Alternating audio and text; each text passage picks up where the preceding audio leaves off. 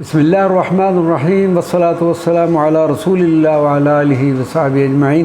حضرت ناظرین و سامعین کرام، السلام علیکم ورحمۃ اللہ وبرکاتہ۔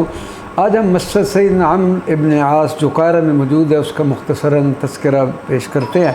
سیدنا عمر فاروق رضی اللہ تعالیٰ عنہ کے دور حکومت میں جب مصر فتح ہوا تو حضرت عمرو بن عاص نے یہاں پر ایک مسجد بنانے کا ارادہ کیا۔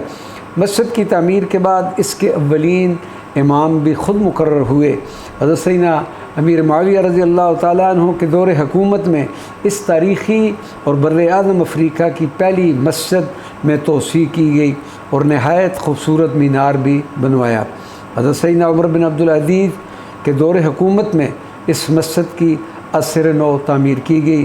اسی طرح ولید بن عبد الملک کے زمانے میں ایک بار پھر اس کی تعمیر ہوئی اور ستونوں پر سونے کا پانی چڑھایا گیا۔ یہ ایک تاریخی اور بابرکت مسجد ہے جس میں عظیم صحابہ کرام، اولیاء اعظام اور علماء کرام نے نمازیں ادا کی۔